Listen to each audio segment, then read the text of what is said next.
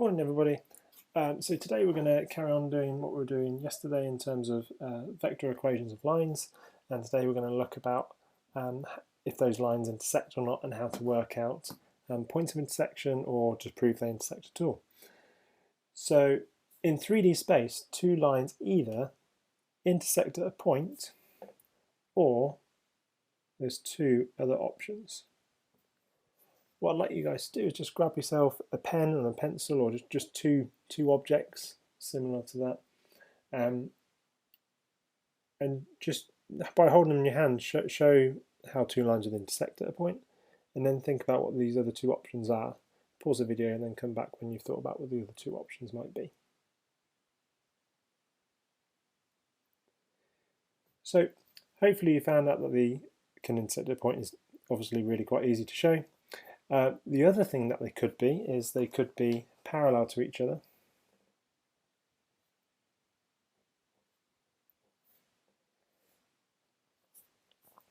So two lines are either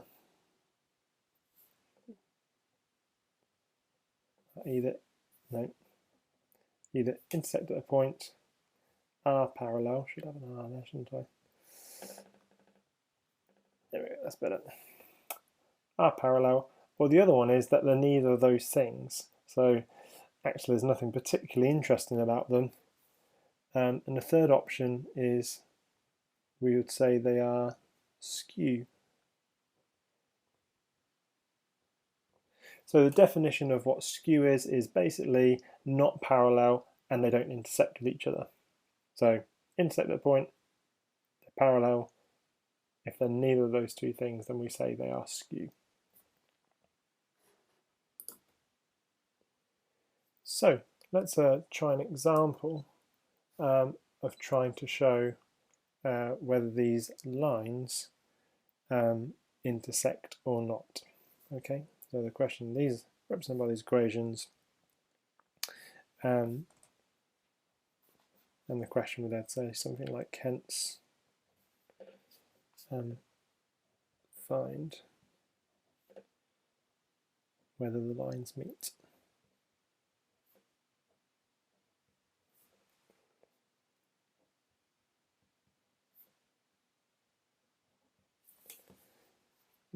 Yeah, why not? I think these do. And if so, find the coordinates of intersection.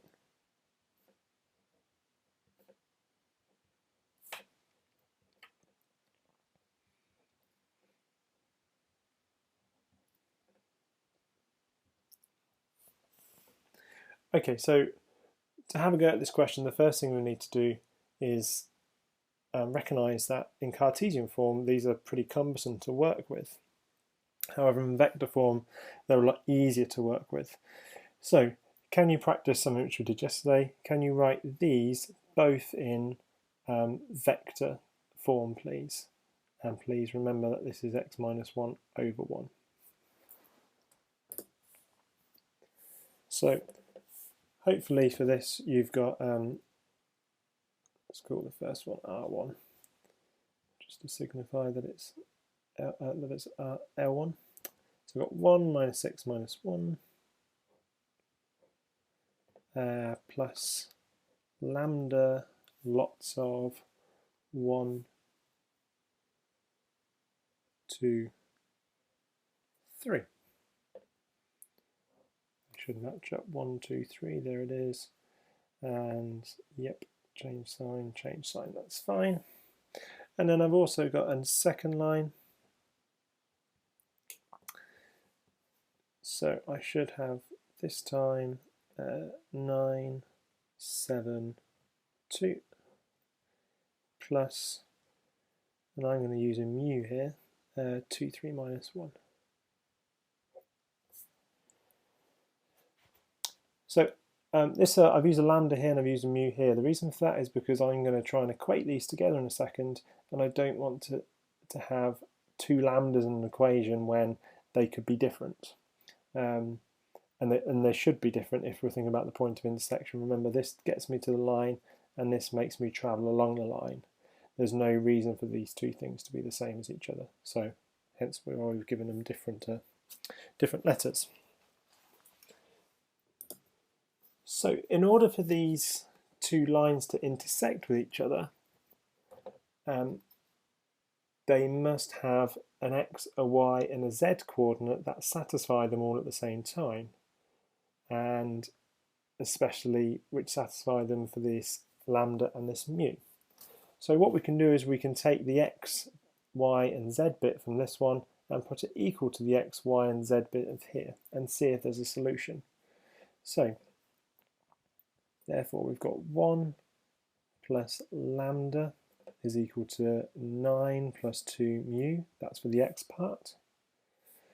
We've got minus 6 plus 2 lambda is equal to 7 plus 3 mu.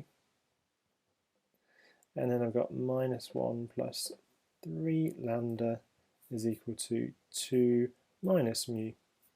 So what I'd like you guys to do is have a look at these equations. By picking two of them, solve them simultaneously, two of these ones, and then solve that one with the third one. If it does solve, then we know that these two things intersect. If it doesn't solve, in other words, these equations aren't consistent, then we can definitely say that there isn't a point of intersection, which leaves us with two other options. So just pause the video and have a quick go at that.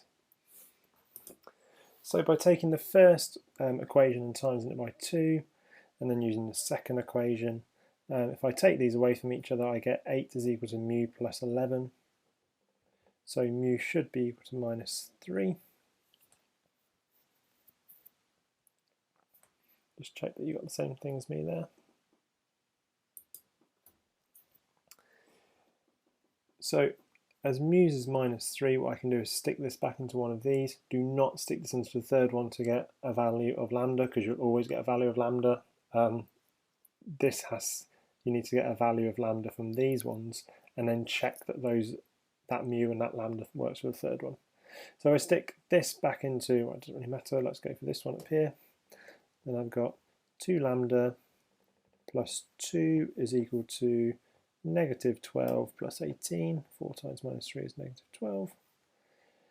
So that leaves me with 2 lambda, in fact, just to make this easier, lambda plus 1 equals minus 6 plus 9, just by dividing everything by 2. And so that gives me, take away 6, which is 3, take away 1 more, which gives me lambda is 2. So from these two equations, I found that mu is minus 3 and lambda is 2. So substituting it into the third one, what we're going to do is find that, what have we got? What is the third one? Minus 1 plus 3 lambda. Please write this equation out first before you substitute anything in, so the examiner can see that you are now going to the other equation and then substituting stuff in for it. So minus 1 plus 3 times minus 3. One of my lecturers at university used to do this when he wasn't sure whether something was going to be equal or not. I haven't seen it again since, but I still seem to use it.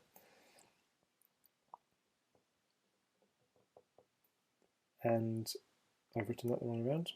That should be a 2. Minus 3, that's better. Okay, so 3 times 2 is 6, minus 1 is 5. And 2 minus 3 is 5.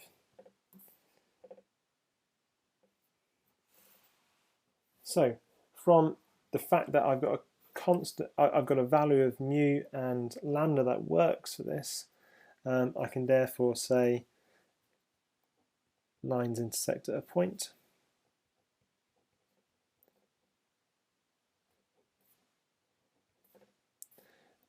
And if I want to work out what that point is, and the question did ask for it in this case, all I need to do is go back to the equation of my line. So here's the equation of my line. It doesn't matter which one you pick here. You know what the value of lambda and the value of mu is. So pick whichever one you fancy. Let's pick the top one here and slap the value of lambda in for it.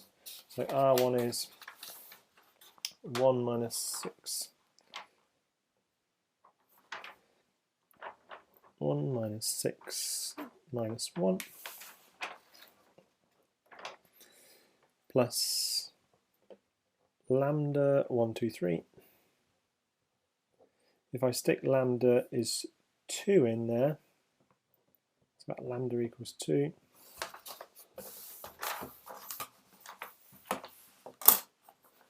And I'm going to get R1 is equal to 1 minus 6 minus 1 plus 2 lots of this. 2 lots of this is 2, 4, 6. So R1 is equal to 3, negative 2, 5.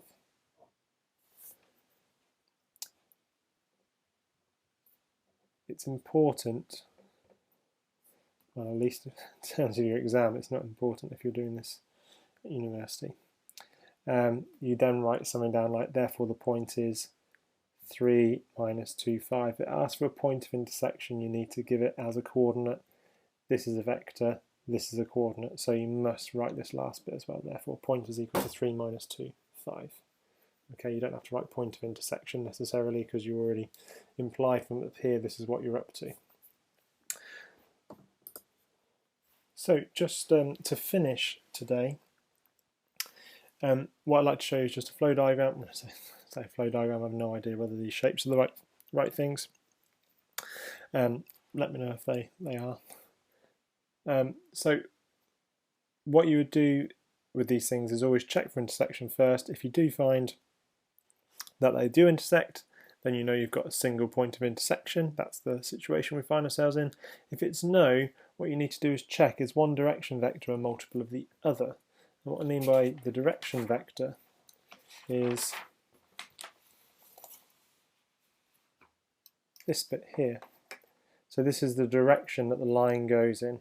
This gets me to the line, this is the direction the line goes in, and this tells me how far along to go, either plus or back or negative direction.